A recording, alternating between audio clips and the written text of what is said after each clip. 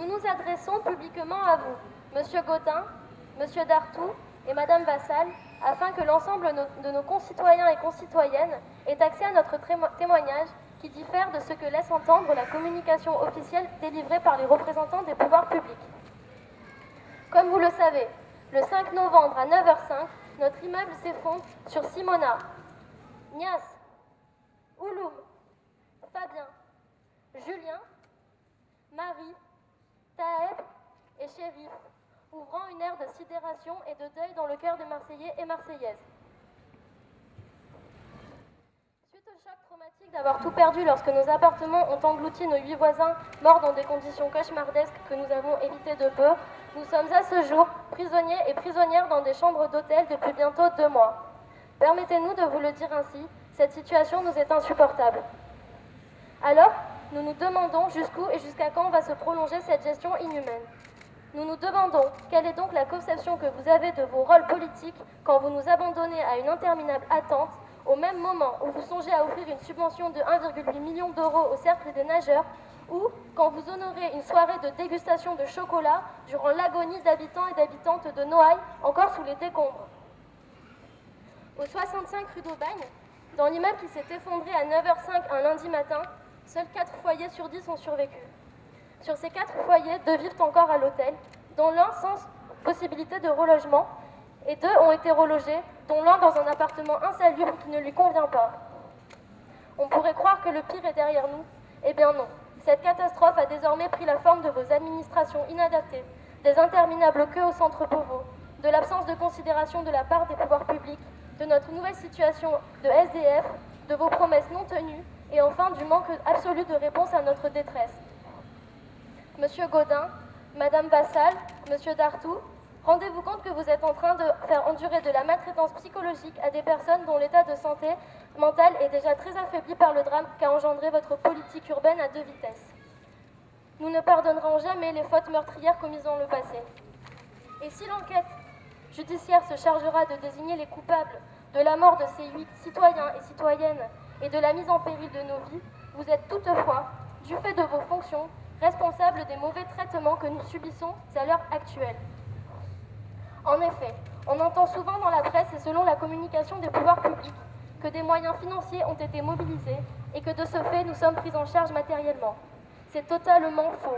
En réalité, depuis le début, on ne nous propose que des solutions dérisoires et inadaptées qui relèvent du droit commun et qui ne nous ont absolument pas permis de retrouver des vies dignes.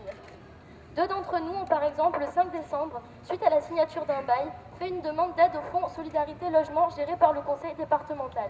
Cette aide, tout à fait ordinaire, doit permettre de payer les frais de déménagement, d'ameublement, etc. Alors que la procédure devait être accélérée exceptionnellement, la demande a en réalité dû être réitérée 3 fois, et plus de 25 jours plus tard, nous n'avons toujours rien reçu, nous obligeant à rester à l'hôtel faute de pouvoir acheter le minimum de meubles nécessaires pour intégrer notre nouvel appartement. Concernant l'aide aux adultes, le conseil régional PACA a lui aussi daigné nous offrir des fonds soi-disant exceptionnels à hauteur de 200 € pour un couple et 250 € pour l'autre. Cette somme ridicule, dont on ne sait même pas pourquoi elle diffère selon les cas qui sont pourtant identiques, est une aumône qu'ils semblent nous faire. Les pouvoirs publics disent qu'ils mettent tout en place pour nous aider, or ce n'est pas le cas. La seule aide conséquente que nous devrions recevoir, mais que nous attendons toujours et qui nous semble de plus en plus incertaine, sont 5 000 € de bons d'achat que l'on nous a promis pour l'ameublement. Ces bons sont la redistribution des dons privés qui ont été faits à la Croix-Rouge. Il ne s'agit donc pas d'une aide des pouvoirs publics, mais du seul résultat de la solidarité citoyenne que nous tenons d'ailleurs à remercier. En outre, personne ne nous a reçus spontanément. Il a fallu la médiation du collectif du 5 novembre pour qu'enfin, le 30 novembre, nous 4 soyons reçus par le directeur des services de l'urbanisme à la mairie de Marseille, qui nous a promis une prise en charge que nous attendons toujours. Pire encore, nous nous sommes retrouvés confrontés à des formes de mépris quotidien, telles que l'annulation d'un rendez-vous à l'hôtel de ville, au cours duquel nous étions censés recevoir une aide, et ce, sans même que nous en ayons été avertis. Imaginez-vous vous rendre à un tel rendez-vous après tant d'attentes, plein et plein d'espoir, trouver porte close, et enfin vous laisser entendre dire que vous allez devoir choisir entre les dons versés à la Croix-Rouge et des aides financières exceptionnelles, présentées comme incompatibles. L'accueil à la rue Beauvau, quant à lui, a été inadapté depuis le début et l'est encore, comme en ont témoigné les délogés qui se sont rassemblés ces derniers jours devant la porte. Les agents, qui sont en sous-effectif, inexpérimentés, pas formés à gérer une telle situation, sans consignes claires et surtout sans réel moyen de nous apporter ce que nous nécessitons, renvoient toujours les décisions au lendemain, créant ainsi une anxiété terrible pour nous toutes et tous.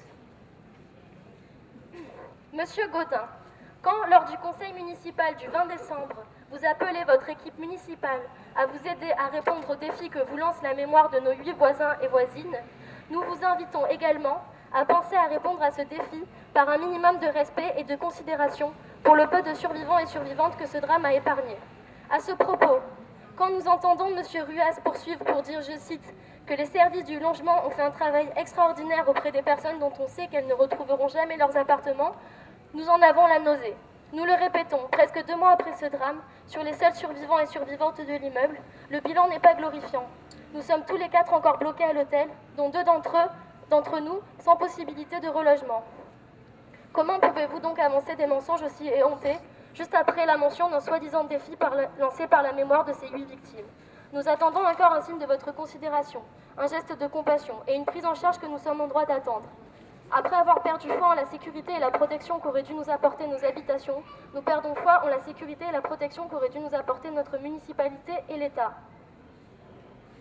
Il s'impose, comme une évidence, qu'aveuglé par le profit présagé par votre entreprise de gentrification, vous avez failli à vos responsabilités politiques de protection des habitants et habitantes de la rue d'Aubagne. Et ce, en dépit des nombreuses alertes qui vous ont été lancées par les habitants ainsi que par les experts et expertes de la sécurité civile.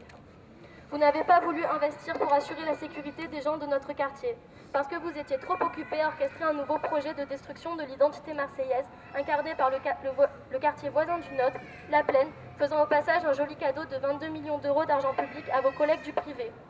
Aujourd'hui, à quelles activités vous affairez-vous donc, au point d'en oublier les 4 foyers survivants, ainsi que les 1600 personnes délogées?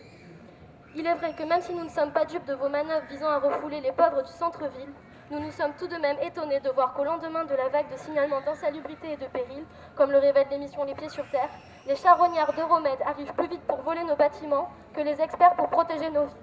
Oui, nous pensions que votre cynisme trouverait ses limites dans le deuil, et bien force est de constater que nous avions tort. Nous demandons au pouvoir public de mettre en place une aide exceptionnelle pour répondre à cette situation exceptionnelle, plutôt que de se cacher derrière le droit commun qui est clairement insuffisant et inadapté, laissant presque 2 mois après l'effondrement, 2 d'entre nous sans même une solution de relogement. Nous ne demandons rien d'extravagant, mis à part de pouvoir retrouver nos vies grâce à un logement dans le centre-ville et une aide suffisante pour pouvoir intégrer nos nouveaux lieux de vie dans de bonnes conditions, avec un peu de considération et de dignité. Pragmatiquement, une meilleure organisation de la gestion de cette crise permettrait pour nous de retrouver des vies normales et d'éviter par ailleurs de continuer à dépenser de l'argent public en nuitées d'hôtel. Nous demandons à ce que nos situations des anciens et anciennes habitants et habitantes du 65, ainsi que celles de nos voisins et voisines du 69, soient gérées collectivement et non au cas par cas de façon différenciée et inégale. Nous demandons enfin que les pouvoirs publics prennent leurs responsabilités, au lieu de sans cesse se reposer sur la solidarité citoyenne. Dans l'attente d'une résolution rapide des problèmes que nous avons ici exposés, pour nous, nos voisins du 69 et tous et toutes les délogés de Marseille, cordialement.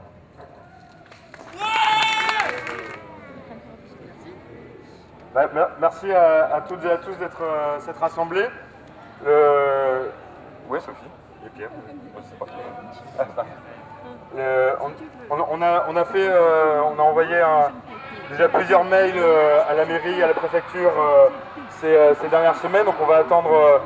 Apparemment, la rue Beauvau a décidé de ne pas nous accueillir et nous faire rentrer, et du coup de ne pas faire rentrer aussi l'ensemble des délogés qui auraient voulu venir aujourd'hui. Apparemment, d'après ce qu'on a entendu, il s'agissait de craintes de casse, comme Gaudin, le même argument que Gaudin nous avait servi au conseil municipal du 10. Et comme à chaque fois, en fait, il n'y a absolument aucune crainte en réalité. Mais on va continuer ces prochaines semaines à être mobilisés, et on va continuer à les harceler pour que la situation s'améliore, que ce soit pour Sophie, Pierre, Abdel, Alexander, Alexia, pour Julie, pour tous les gens qui ont perdu leurs appartements et pour tous les délogés de Marseille.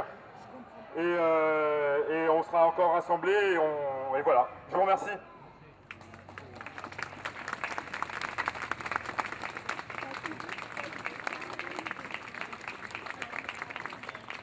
Ah oui, une dernière chose, la lettre ouverte sera diffusée sur Mediapart aujourd'hui et